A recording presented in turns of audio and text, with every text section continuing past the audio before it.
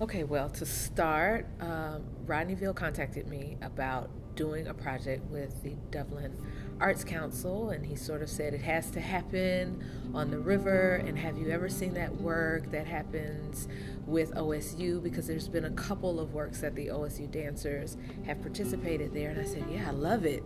I'd love to do a site specific work, I'd love to do something outdoors. And so he said, well, I have an idea for you. Come up with a concept about the river space and let me know what you've come up with. And so I started thinking about water and rain. And that weekend, I was going through some old photographs.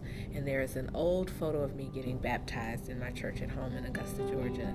And that's my first memory where I thought about the power of water and what water really meant. In Augusta, there is also this river space that seems to be so important to the city. So it just made me, my own cultural roots made me think about, what about the water here in Dayton? What about the water in Dublin? There, the Scioto River, the Miami River, and what all sort of brought us here to congregate around it. Because when you look at cities and you look at towns, the structures, the buildings, they're sort of always changing, but the two things that are constant is the riverbed, and the people, right? They're always there. And so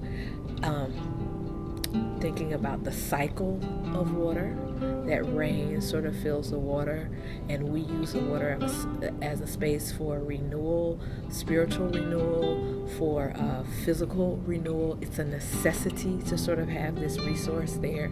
And I wanted to make a work that talked about how we as a culture of just humans, right? Not sort of separate cultures, ethnic background cultures, but as a culture of humans, find ourselves here to converge. And so the city of Dayton sort of sits at the bottom of this valley, and it's uniquely kind of divided by the river. Ethnic groups, class groups, and so I started looking at the Dublin River, and I thought, it sort of just made me look up and think about things descending. Like, how do we descend? How do we converge? And so I thought the descent of this water rain. And often a project comes to me title first, and then sort of I build all the things that belong to it. And that's really what the project is. It's about our memories. It's about moving. It's about migrating. It's about how we identify with that space and one another, and what does that mean to our bodies? What does that mean to us as a group of humans living in a space? Oh goodness, I've never done any project without community engagement, because that's where it's happening. There's a thing in the arts world that who's watching? Is it a performance? We're sort of always asking this question. Yes, someone's watching, and it's always a performance, even if it's just the performers watching one another, right? So there's something that we get, there's something that our spirits receive. And so in the education and outreach, in the watching of the performance, I want those students to identify with place. And with that identification of place comes this pride, this belonging, right? So that we begin to value not just the space that we are, but that if we can identify with it, we begin to value whom we are. And so through the education and outreach, through pulling those memories, like that baptism story about water, that they are able to draw on their memories of water, and that we find that this source kind of given to us is a connector in many ways. So that's what I want to share. That's what I hope that people get and see while watching the piece.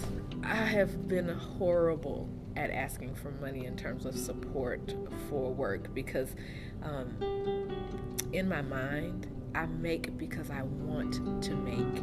But if we want these things to exist, if we want performances that matter, if we want art that matters, it does need a set of resources, and those things need to be paid for. And so I want people who want to make donations to this project to feel like they are not just making a donation to a project so that it can happen one time, but that you're making a donation for a project that's geared to bring us all together, that has purpose, right? It has a community outreach component, and so those things change lives for people. And so when you donate to the arts, when you donate to this project, you will leave the city changed for the better.